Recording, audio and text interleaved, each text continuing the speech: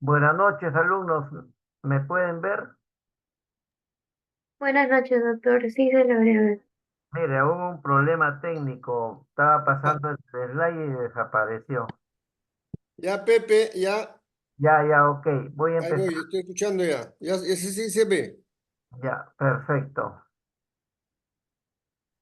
Bueno, nos toca hablar sobre dos temas que verdaderamente son importantes para poder llegar a hacer un diagnóstico como médicos generales, ¿no? Pero la frecuencia en los departamentos de cirugía no es muy frecuente encontrarlos.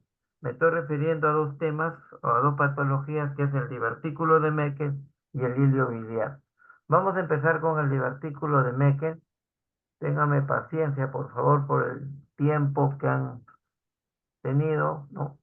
Ya deben estar un poco agotados. Entonces, el divertículo de Meckel es un defecto que se presenta en forma congénita debido a que el conducto ónfalo-mesentérico no se cierra por completo, ¿no? Por lo tanto, va a existir una invaginación a nivel del ilion distal. Entonces, vamos a hablar un poquito de historia para poder entender desde cuándo se comienza a hablar del artículo de Meckel.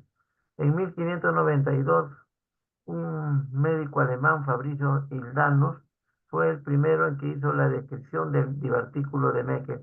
Y en el año 1742, el anatomista, un médico francés, no, Alexis Littré, reportó un caso de divertículo de Meckel estrangulado dentro del saco de la hernia inguinal. Hay que notar de que este hallazgo dentro del saco del divertículo dentro del saco herniario, ¿no? De una hernia inguinal, se encontró el divertículo. Por lo tanto, esta hernia se le denomina hernia de Littré. Sin embargo, en el año 1809, Federico Meckel postuló la teoría que era de tipo embriológico, o sea, comenzó a estudiar el conducto ónfalo-mesentérico, ¿no? Y se demostró pues de que había una falta de fusión, una falta de cierre de este conducto. Posteriormente, 100 años después, los médicos Salger y Dexter descubrieron que dentro de este divertículo había formación de mucosa gástrica, o sea, mucosa heterotrópica, y esto era lo que producía la ulceración y una de las complicaciones que era la hemorragia diverticular. Fíjense que dentro de esta historia es importante que este divertículo de Meckel existió pues desde hace muchísimos años. Entonces, como incidencia de esta enfermedad, de esta malformación congénita, solamente el 2% de la población suele ser afectada. Es mucho más frecuente verlos en niños, ¿no? Menores que antes que en los pacientes adultos. Pero vemos que en los niños menores no hay una preferencia de sexo. Puede aparecer tanto como el hombre, como en la mejor, como en la mujer, pero las complicaciones que se ven son mucho más frecuentes en los varones. Entonces el diagnóstico suele hacerse casi siempre entre el 50 y 60% de todos estos niños pequeños que tengan menos de 2 años de edad. En cuanto se refiere a la embriología, como ustedes bien saben, que este conducto ónfalo-mesentérico, que es la comunicación embriológica que va a existir entre el saco vitelino y el intestino medio, no.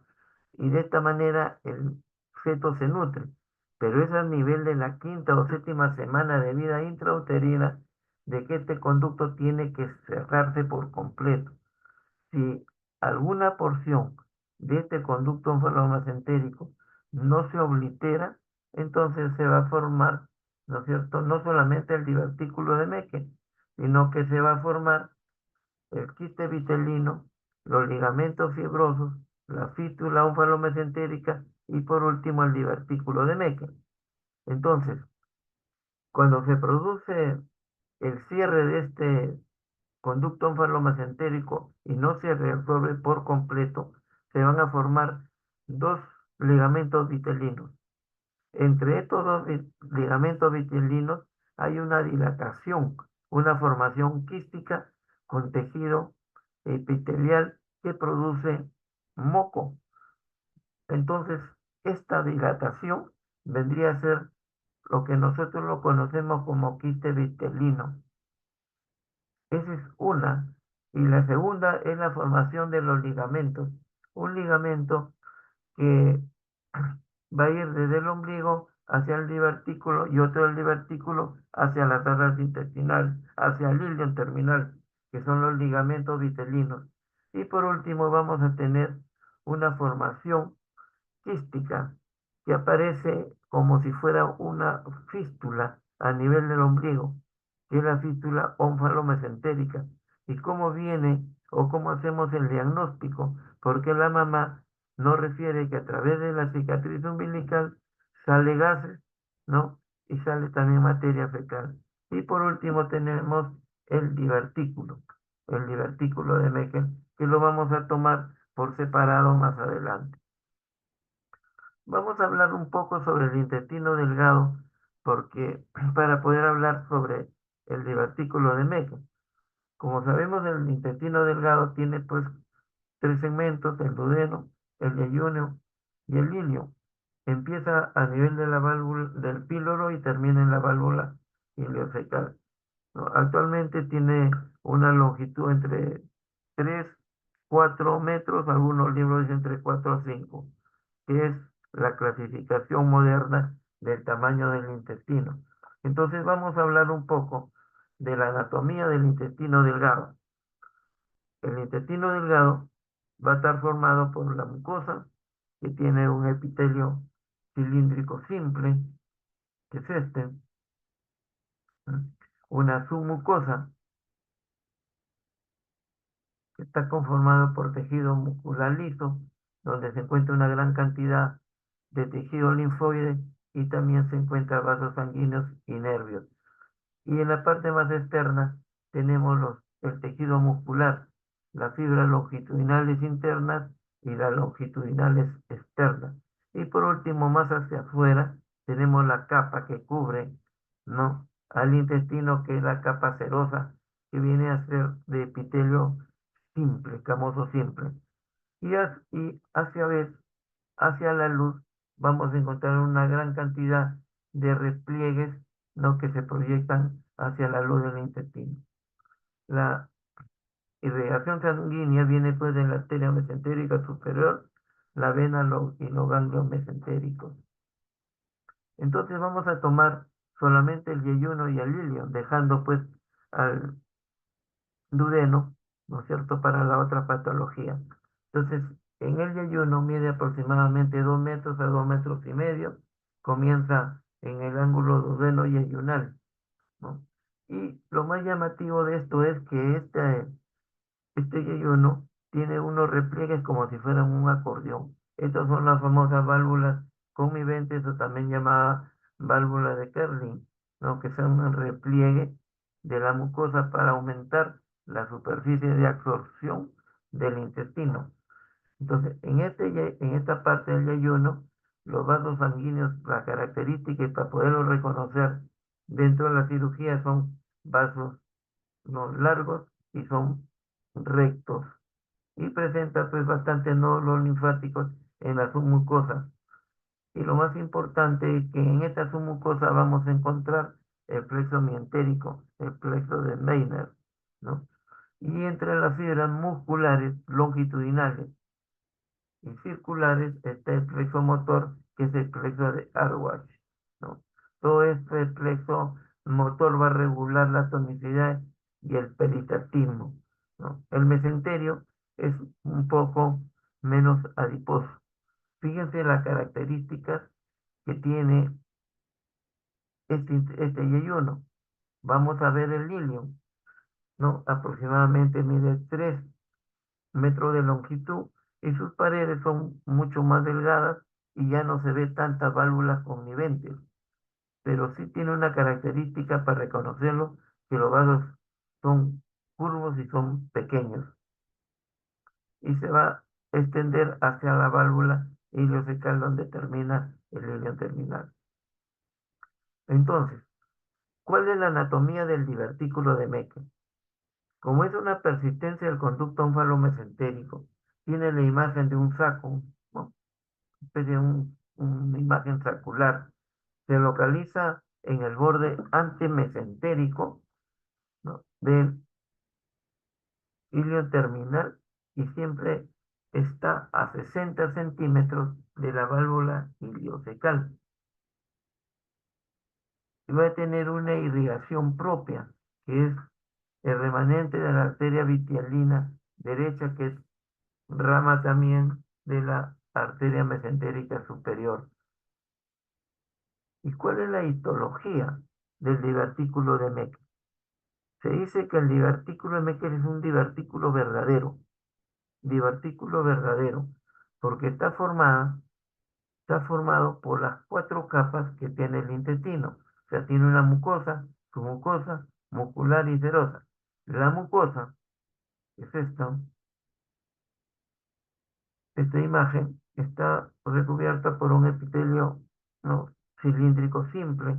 La submucosa es tejido laxo, que es y por último el tejido muscular con sus filas circulares y longitudinales externas, y la parte más externa es un epitelio plano, que es la serosa. Por estas 4 capas se dice que el divertículo de Meckel es verdadero. Ya sabemos que la irrigación es propia de la arteria vitelina, ¿no?, rama de la mesentérica superior.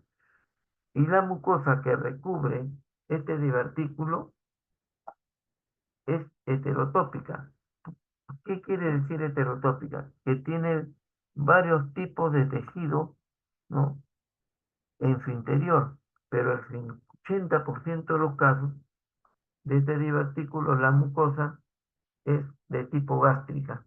Puede haber duodenal, puede ser pancreática, puede ser colónica, puede ser endometrial, pero el 80% es mucosa heterotópica, de tipo gástrica.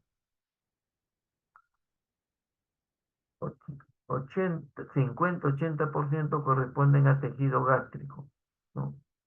Un epitelio cilíndrico, ¿no?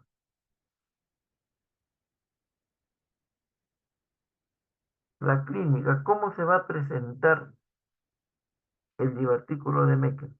El 90% son asintomáticos y solamente lo podemos encontrar como un hallazgo cuando uno realiza un tratamiento quirúrgico por apendicitis y encontramos que el apéndice es normal. Entonces, si el apéndice es normal, nosotros tenemos la obligación de buscar el divertículo de Meckel a 60 centímetros de la válvula fecal en el borde antimesentérico. No hay forma de poder decir de que estamos frente a un cuadro de diverticulitis por Meckel. Es sumamente difícil, ¿no? Siquiera por ahí se nos puede venir la idea de que sea un hallazgo, pero como clínica de divertículos de Meckel, una diverticulitis es muy parecida a lo que viene a ser un cuadro de apendicitis aguda. Pero sí podemos reconocer que son sintomáticos cuando producen complicaciones. Entre ellos, la más frecuente que se ve en los niños es la hematoquexia, o sea, las heces que vienen, ¿no?, mezcladas con materia fecal. Y en los adultos, ¿no?, cosa mucho más rara, que tenga un divertículo de Meckel, se presenta como un cuadro de obstrucción intestinal baja, ¿no?, como si fuera un vólvulo de asas intestinales. Y por último tenemos pues la diverticulitis, que es el proceso inflamatorio de la mucosa, ¿no?, del divertículo de Meckel. En este caso lo que vamos a tener es un cuadro, ¿no?, de lo que ocurre, lo que acaba de decir el doctor Chávez, ¿no? Como tiene mucosa gástrica, ¿no?, epitelio cilíndrico, entonces lo que va a producir va a ser una, abate- una inflamación muy parecida a un cuadro de gastritis, ¿no? Y va a tener sus complicaciones. pero en el alto porcentaje, yo diría más del 90%, descubrir un divertículo de Meckel por complicaciones es en el momento del tratamiento quirúrgico, cuando hacemos el diagnóstico de apendicitis aguda. Bueno, el examen físico de un divertículo de Meckel cuando no se encuentra, ¿no?, complicado, va a ser muy difícil, ¿no? Muy difícil. Entonces, seguimos una secuencia. El examen físico con una buena historia clínica, buen examen físico. Los síntomas que puede presentar es dolor abdominal por una diverticulitis, distensión abdominal por un cuadro de obstrucción intestinal, signo de peritonitis cuando este se complica por perforación, o también puedes encontrar una masa palpable debido a un plastrón, ¿no? Entonces, nosotros hacemos el diagnóstico, sospechamos por las complicaciones, no así por síntomas propios del divertículo de Meckel. Pero sí tener presente que siempre en el divertículo de Meckel tenemos una regla, que es la regla de los dos. ¿Qué significa? Que el 2% aparece en la población. En general, usualmente aparecen en niños de 2 años, tanto en varones como en mujeres, pero la mayor complicación que se ve van a ser en los varones, ¿no? Se localiza a 2 pies de distancia de la válvula vesical, ¿no? O sea, a 60 centímetros de la válvula vesical. Mide 2 pulgadas de longitud, o sea, 6 centímetros de alto y 2 centímetros de diámetro. El 2% de la población suele presentar un divertículo de Meckel. Está implicado 2 tipos de tejido ectópico, el gástrico y el pancreático, por ser los más frecuentes, ¿no? Hemos dicho que el gástrico está presente en el 80%. Entonces hay que tener presente esta regla de los dos. Ahora, otros diagnósticos, ¿no?, que nos inducen a pensar en un divertículo de Meckel es la presencia, ¿no?, de que este tejido gástrico capta un radionucleido que es el permanganato sódico con una gammagrafía con tecnesio 99. Entonces, al administrar este pertecnato sódico, lo capta la mucosa gástrica. Entonces, si hay tejido ectópico en el divertículo de Meckel, lo podemos ver a los 5 minutos, la imagen, ¿no?, del divertículo de Meckel. A los 15 minutos persiste, a los 30 va disminuyendo y a los 45 ya el, el tecnesio 99 suele desaparecer. Esta sería una de las formas de poder hacer un diagnóstico mediante un estudio de gammagrafía, ¿no? En el caso de que nosotros sospechemos un divertículo de Meckel y siempre en cuando contemos pues con estos estudios de radionucleidos, que no lo tienen todos los hospitales. En una radiografía simple de abdomen también podemos ver una de las complicaciones, que es la obstrucción intestinal. Entonces, cuando vemos una obstrucción intestinal, porque las bandas ¿no?, mesodivarticulares, sobre esas bandas es que se volvula el intestino delgado. Entonces ahí vamos a ver un cuadro de obstrucción intestinal. ¿Qué es lo que vamos a ver? Vamos a ver los niveles hidroaéreos, la pila de monedas y la ausencia de gas hacia recto, ¿no? Esos son signos de obstrucción intestinal por divertículo de Meckel. La ecografía son, no es un tratamiento específico como para ver divertículo de Meckel, pero nos puede hacer confundir con un cuadro de apendicitis aguda. Lo que sí se puede ver va a ser una imagen saccular que está lleno de líquido. Pero si encontramos una de las complicaciones que el divertículo de Meckel, sirve como cabeza, como el intersectum para producir un cuadro de invaginación intestinal. Sí, en la ecografía nos va a ayudar mucho porque se va a ver el signo de la diana perfectamente, ¿no? Pero en esta imagen que vemos acá, vemos un saco lleno de líquido. Pero el ecografista tiene que estar bien ensayado porque como no es un cuadro, una patología frecuente, no la podemos, no a veces también entran en duda. Cuando se refiere a la tomografía espiral multicorte, se debe sospechar cuando se observa una imagen tubular con contraste, como esta que vemos aquí en la flecha, ¿no? Muy conectada o muy cerca a la válvula ileocecal, ¿no? Cuando nosotros encontramos esta imagen y cuando no vemos ningún signo, ¿no? Por tomografía del apéndice cecal, entonces nos quedamos que este es un divertículo de Meckel.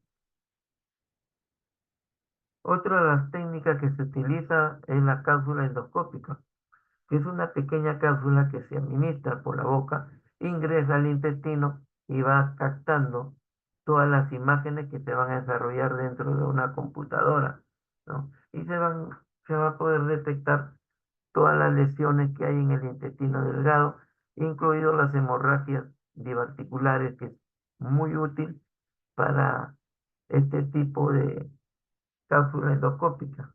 También nos puede ayudar a hacer el diagnóstico.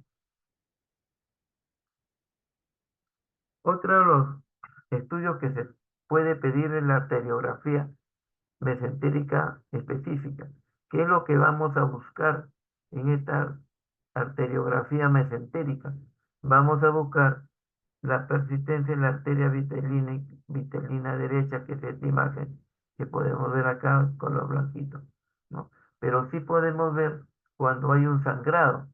Cuando hay un sangrado, la arteriografía mesentérica es de mucha utilidad. Ahora sí, lo que vamos a ver son las complicaciones del divertículo. Vamos a encontrar una diverticulitis, obstrucción, hemorragia y vamos a encontrar neoplasias del divertículo. Entonces, ¿cuál va a ser la fisiopatología del divertículo? En primer lugar, tiene que haber una obstrucción, ¿no? Por un enterocolito de la luz divertículo. Una vez que se ha obstruido la luz, ¿qué es lo que va a pasar dentro de este pequeño órgano de 6 centímetros de largo? Lo que va a haber es, se va a repletar de secreción mucosa, ¿no? Y lo que va a producir es una ectaxia. Esta ectaxia, lo que va a haber es que se va a infectar, va a haber una infección bacteriana, ¿no? De gérmenes comunes del intestino, ¿no? Principalmente gram negativos y también puede haber algunos anaerobios. De tal forma que esta dilatación por la ectasia, ¿no? Y la proliferación de gérmenes va a producir un proceso inflamatorio, una diverticulitis. Si los síntomas continúan, ¿no? Van a aparecer, pues, ¿no?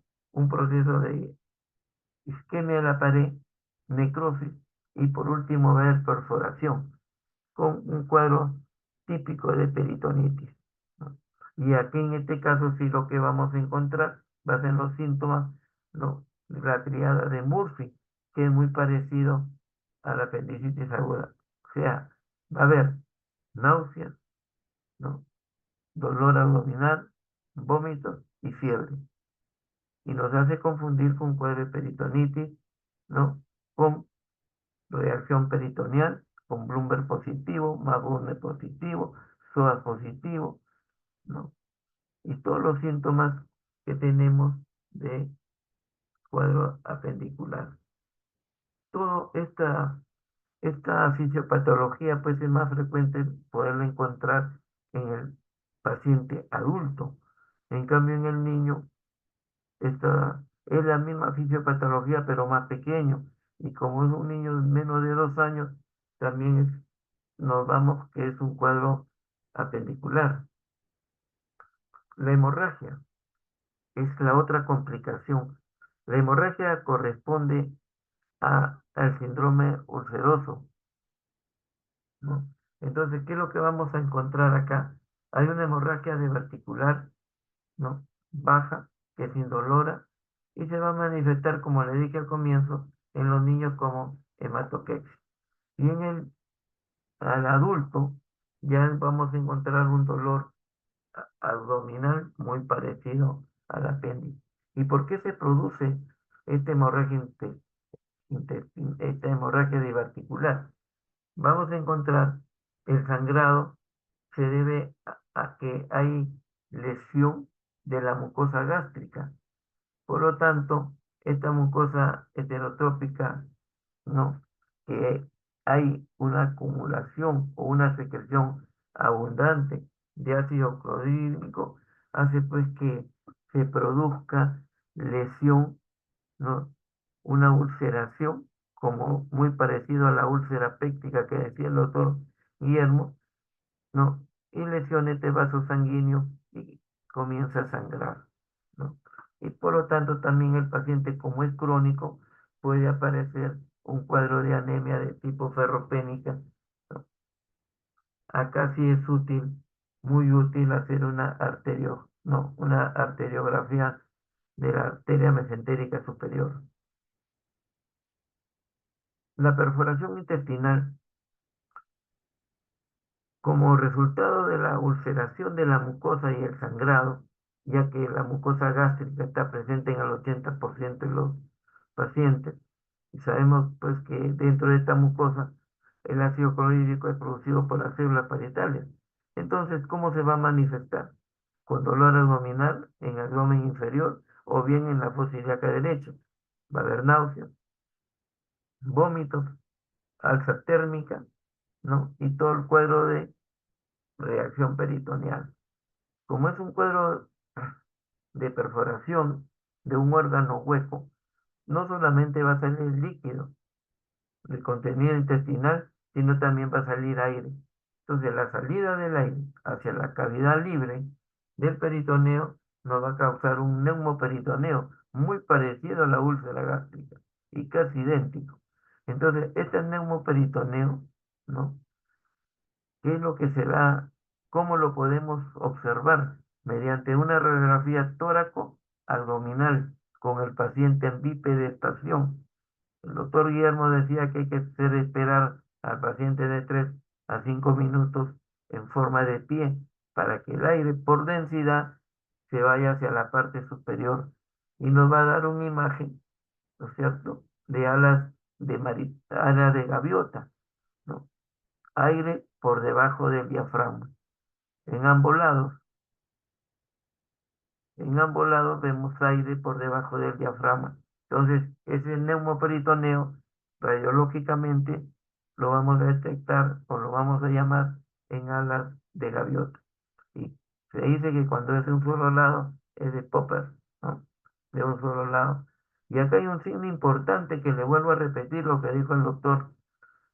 Normalmente en el hipocondrio derecho, por la presencia del hígado, va a haber matidez. Esta matidez se va a perder, se pierde porque es reemplazado por el aire. Entonces, al percutir, lo que vamos a encontrar va a ser timpanismo. Entonces, esa pérdida de matidez por timpanismo se llama signo de Joder, ¿no? Ténganlo presente, que es importante desde el punto de vista de la semiología.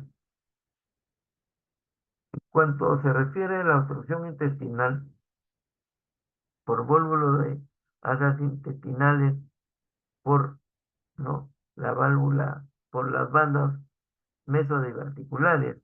Entonces, ¿qué es lo que va a presentar el paciente? Dolor, ¿no?, a nivel periumbilical o bien a nivel de fosilaca derecha, náuseas, vómitos, distensión abdominal, falta de eliminación de heces. Entonces, ¿cómo vamos a hacer el diagnóstico? No solamente por la distensión y los síntomas clínicos, sino nos tenemos que ayudar con una radiografía simple de abdomen de pie. ¿Qué es lo que vamos a encontrar?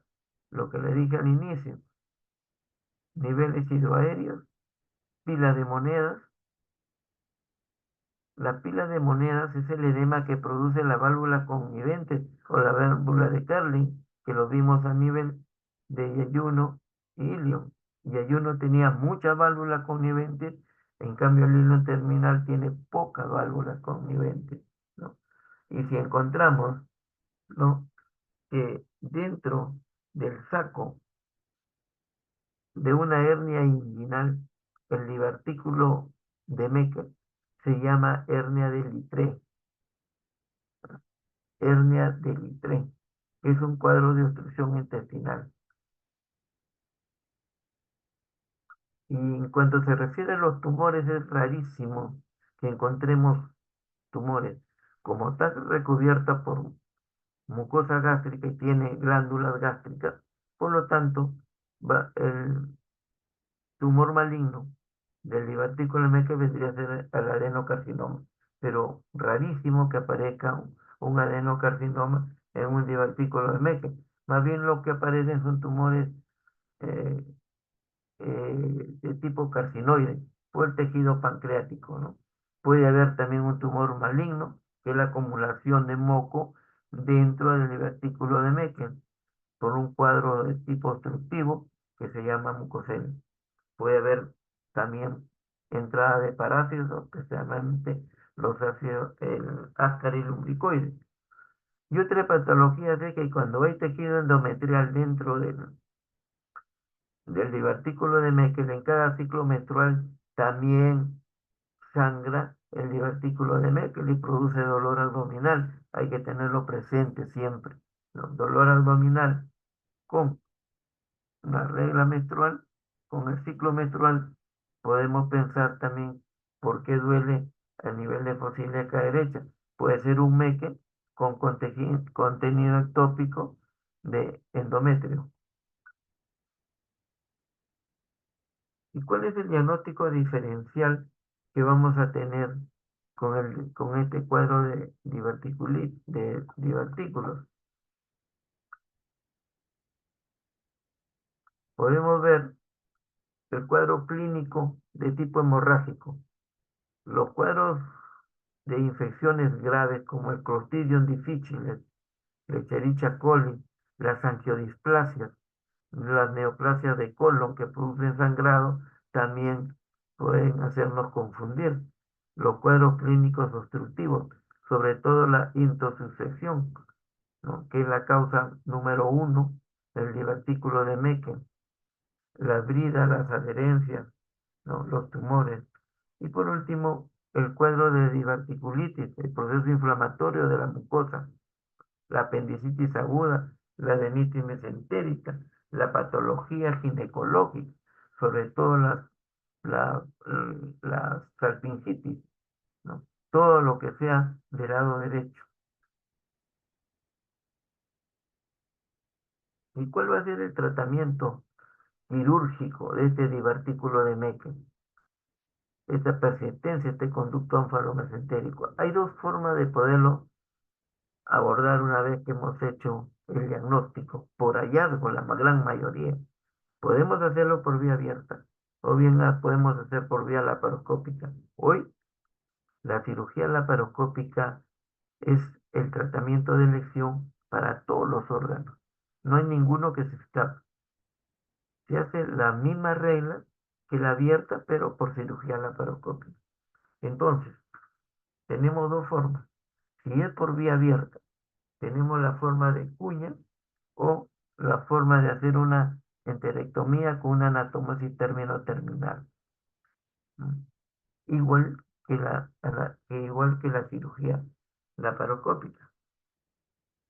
Acá tenemos en la imagen por vía abierta, ¿no? Este es en una enterectomía.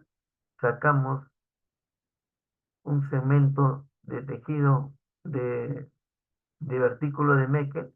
Siempre nos alejamos más de 5 centímetros, porque a veces la mucosa heterotópica puede estar pegada al hilio terminal. Entonces, para que no tengamos recidiva, lo hacemos unos 5 o 6 centímetros lejos del divertículo en forma de cuña y hacemos la anatomosis término terminal con sutura en forma, ¿no es cierto?, transversal para que no se produzca un cuadro de tipo obstructivo.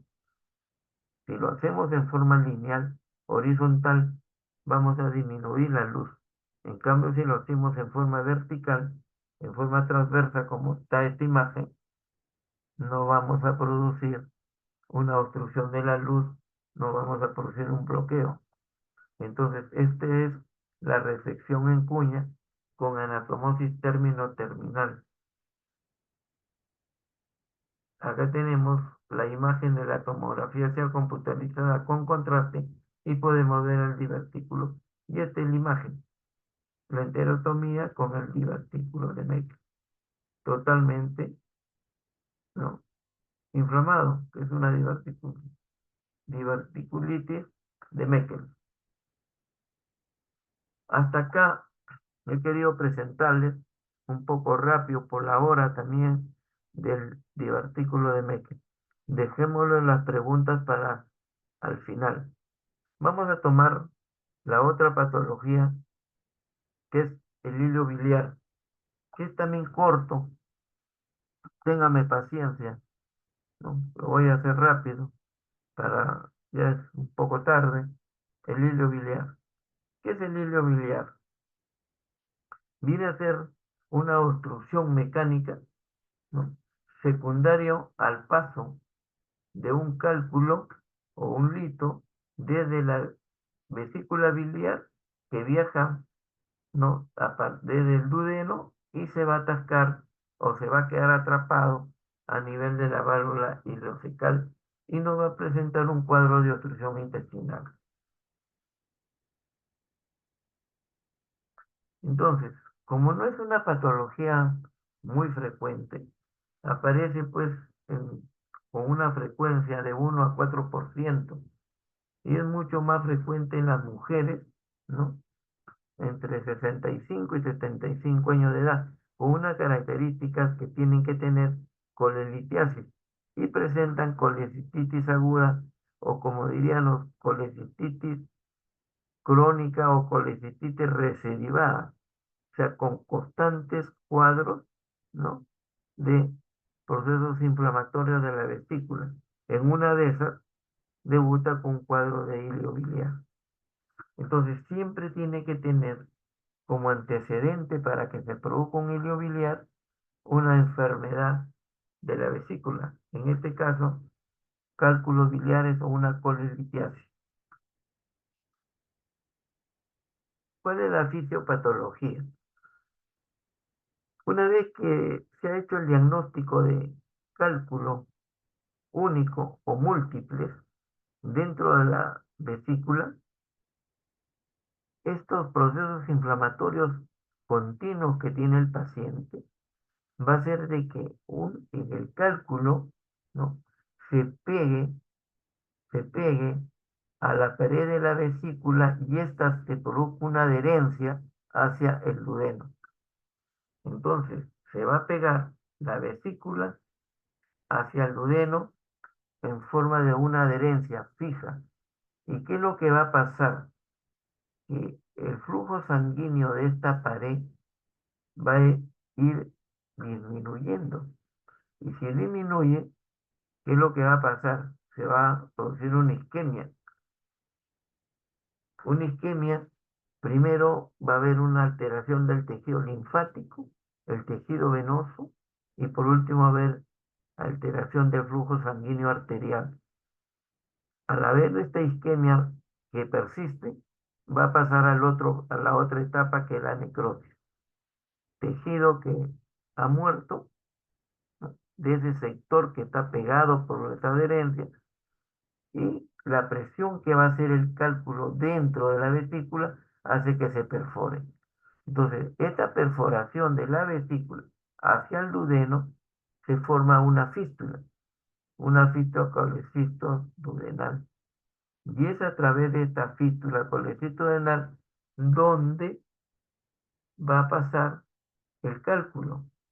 y va a viajar por todo el yeyuno, ilion, y al final se queda atrapado o atascado a nivel de la válvula ileocecal. Esa es la fisiopatología, ¿no? Siempre tiene que haber un cálculo grande, como vamos a ver más adelante.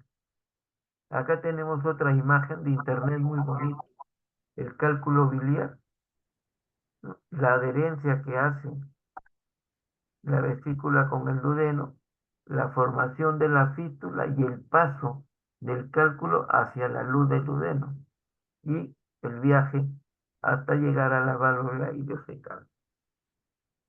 Entonces tenemos el cálculo que hace cuadro de colecitis y resino a repetición, la fístula biliodigestiva o la fístula colecisto-duodenal, la migración directa del cálculo hacia la luz y se va a atrapar o se va a quedar atascado a nivel de la válvula ileocecal. Entonces, no son, fíjense en esta imagen, una gran cantidad de cálculos biliares pequeños. En cambio, en la parte inferior va a haber cálculos grandes, facetados, mixtos, de colesterol, ¿no? Y de sales biliares, bilirrubinato, fosfatos, carbonatos. Pero la característica para que se produzca un hilio biliar tiene que ser un cálculo mayor o igual a 2,5 centímetros, o sea, un cálculo grande como para que produzca la obstrucción. Pero siempre tiene que pasar ese cálculo, como dice en la fisiopatología, a través de la fístula. También tenemos dentro de la fisiopatología y recordar que en el síndrome de Mirice, que es la compresión de la vesícula hacia la vía biliar principal, hay una clasificación de Mirice 1, 2, 3, 4 y 5. En el Mirice 5 vamos a encontrar A y B. El A es sin hilio y el Mirice 5B es con hilio biliar y formación de fístula. También tenemos un hilio biliar en este tipo de patología, en el síndrome de Mirice. Entonces, ¿qué se hacen los cálculos dentro de la luz del intestino delgado? Puede haber que estos salgan, ¿no?, espontáneamente por las heces. Pueden quedarse estos cálculos, pueden ser únicos o varios, impactados en las estrecheces fisiológicas, duodeno, ángulo de Treis, en el ilium terminal, o bien por alguna patología o una estenosis, ¿no? Entonces, ¿cuál es la presentación clínica del hilio biliar? ¿Qué es lo que vamos a encontrar? Dolor abdominal, cólico, es un dolor de tipo intermitente, náuseas, vómito de contenido bilioso, hay distensión abdominal, puede haber alza térmica, falta de eliminación de flatos. Entonces, todos estos síntomas hacen que nosotros tengamos presente un cuadro de obstrucción intestinal por hilio biliar. Pero en algunos casos, estos síntomas aparecen y después de un tiempito, ¿no?, que esté en observación, mientras preparamos al paciente, pueden desaparecer. ¿Por qué? Porque el cálculo pasó la válvula cecal, llegó al ciego, colon ascendente y todos estos síntomas desaparecen, ¿no?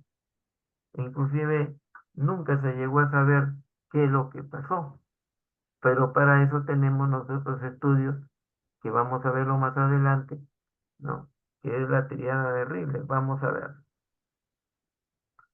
Entonces, el diagnóstico lo hacemos por la historia clínica, el examen físico, ¿no?, y los criterios radiológicos, que es sumamente importante.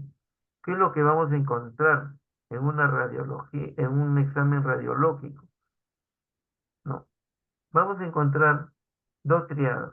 La triada de Mordor, que es la historia clínica de colelitiasis. Si no hay colelitiasis, no hay hilio. signo clínico de un cuadro de colecistitis y un cuadro de obstrucción intestinal. Pero lo más importante es que si nosotros sospechamos con este cuadro de náuseas, vómitos, distensión abdominal y falta de eliminación de heces, entonces decimos que es un cuadro de obstrucción intestinal. Si es un paciente posoperado, podemos pensar en bridas o adherencias. Si es un paciente mayor de 70, 80 años, podemos también pensar un cuadro obstructivo por una neoplasia maligna. También podemos pensar en un fitobesuar, podemos pensar en un parásito, ¿no? Pero siempre tenemos que sacar una radiografía de abdomen simple de pie. ¿Y qué vamos a encontrar?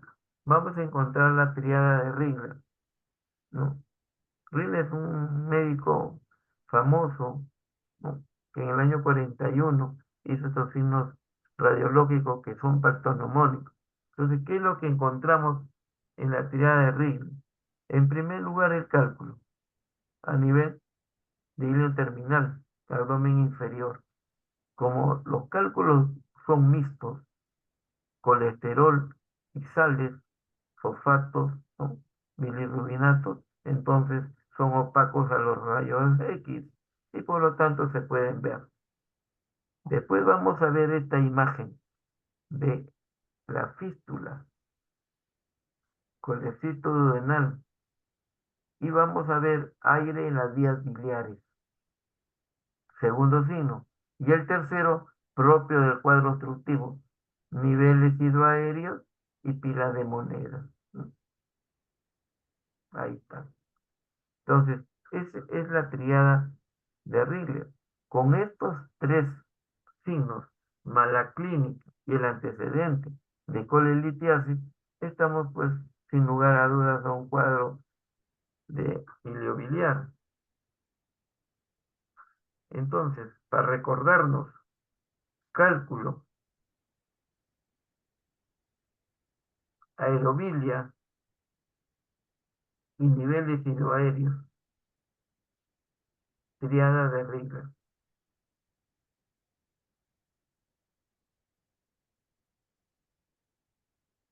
Un dato importante cuando se hace una tomografía espiral multicorte con contraste es que además de la triada de Rigler, nos va a dar la imagen de la vesícula y la fístula.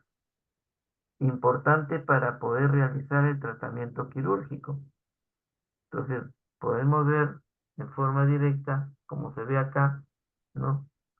La fístula colecisto duodenal o colecisto entérica,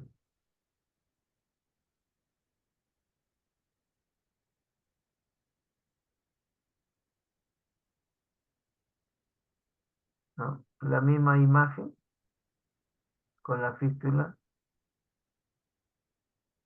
colecisto entérica o colecisto duodenal.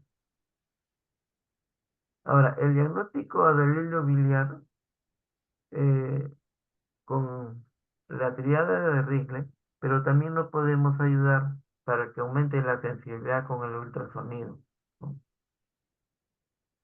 Podemos ver, el ultrasonido nos va a ayudar a ver qué es el gol estándar para ver la litiasis vesicular, ¿no? La eco nos ayuda mucho para ver el tamaño de la vesícula, la presencia de los cálculos, la pared, el grosor de la vesícula, ¿no? Hasta ahí va a llegar. Y la combinación con la tomografía que nos va a ver perfectamente la fístula.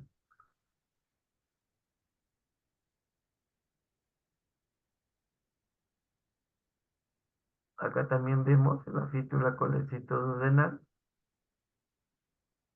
la aerobilia.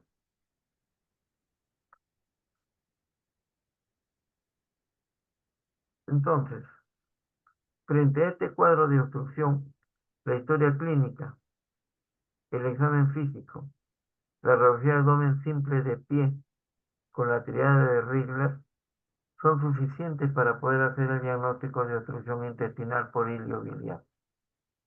La radiografía simple nos da el 80% de diagnósticos en pacientes obstruidos. Si nosotros tenemos duda y no podemos observar estos tres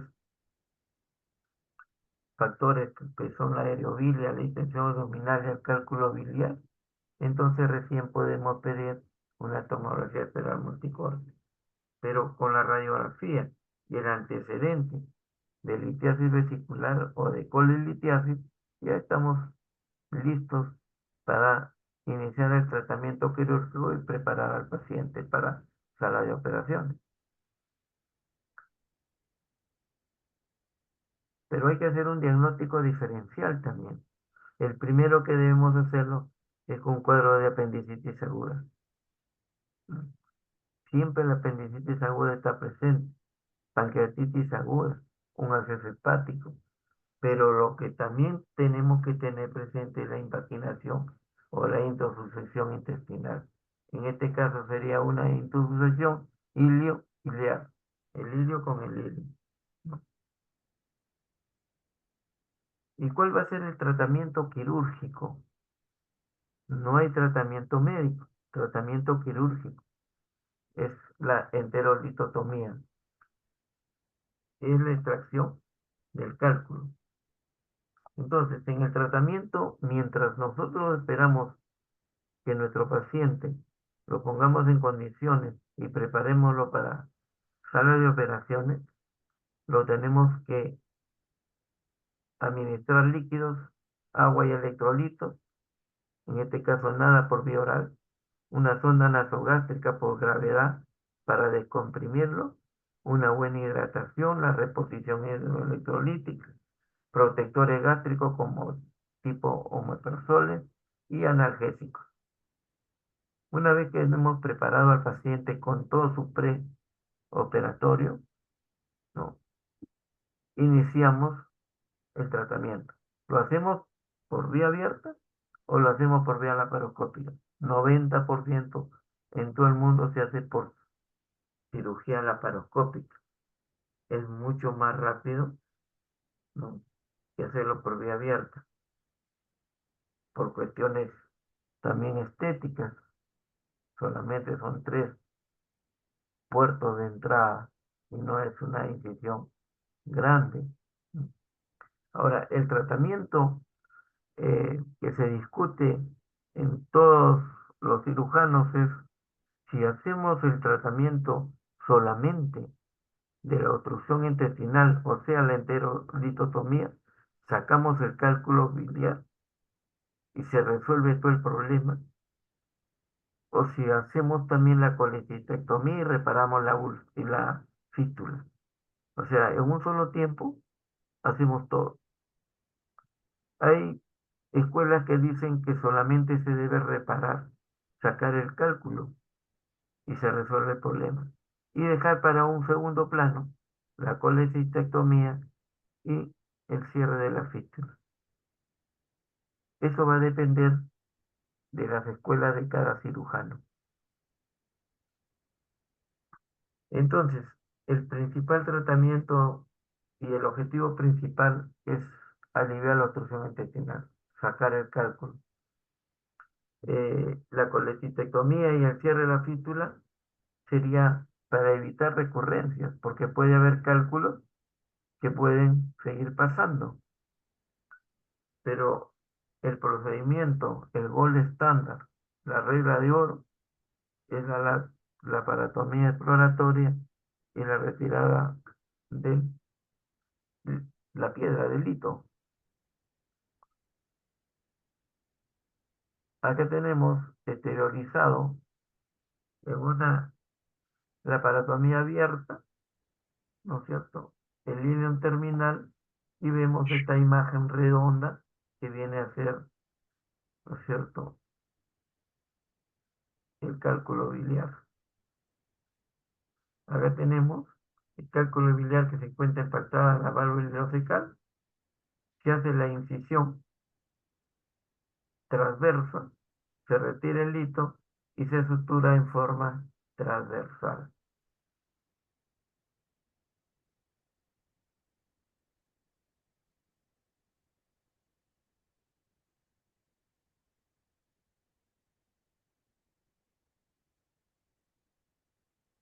Bueno, como conclusiones, podemos decir que la litiasis biliar son poco frecuentes de causar obstrucción intestinal mecánica.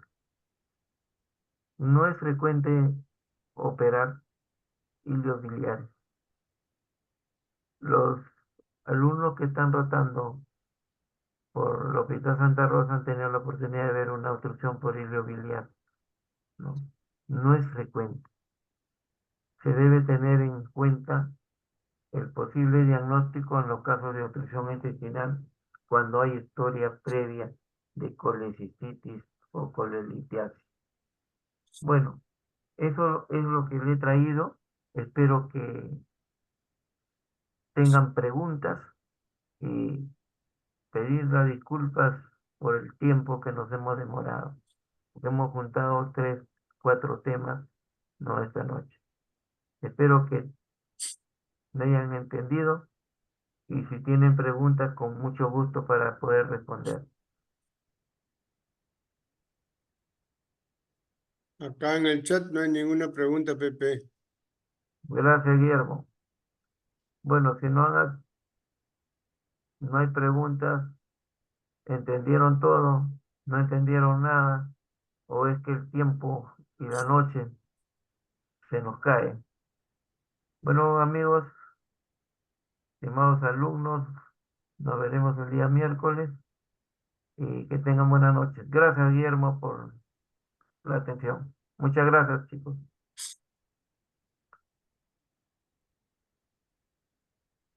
Ya, mamá. Ok, gracias.